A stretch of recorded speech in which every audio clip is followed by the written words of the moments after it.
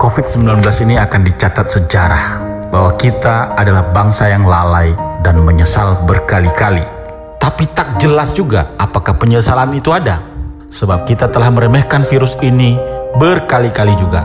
Ada ribuan orang yang mati yang seharusnya bisa diselamatkan jika pemerintah mau rendah hati mendengar kritikan.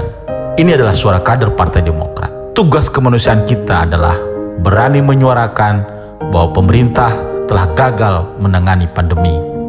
Sejak awal, pemerintah memberikan sinyal cara menghadapi pandemi, yaitu mencari titik temu antara pergerakan ekonomi dan penghentian penyebaran virus.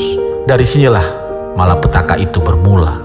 Warga tak pernah mendapat instruksi yang tegas, kecuali himbauan-himbauan dan kebijakan yang membingungkan. Bahkan himbauan itu telah kehilangan moral dan rasa keadilan. Ketika presiden masih bebas menghadiri pesta selebriti dan para pejabat masih bebas membuat acara di sana-sini, juga kampanye para wisata. Juga yang menyakitkan, ketika kita tahu dana bansos telah dirampok puluhan miliar jumlahnya. Pemerintah tak bisa sembunyi dan terus menyalahkan warga yang tak disiplin. Bukankah pemerintah telah kita berikan kekuasaan, uang, dan infrastruktur untuk mengatur ini semua? Bahkan ketika pemerintah kebobolan mengendalikan mudik lebaran yang menjadi pangkal ledakan kasus baru, di mana intelijen kita? Di mana alat negara hingga tak mampu mengatasi itu semua?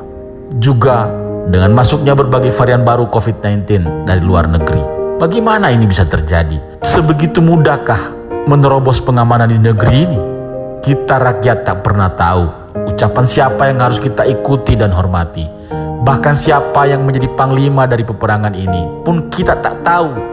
Kini, ketika lonjakan kasus begitu mengerikan, kita melihat pemerintah mulai tegas, serius membuat tindakan.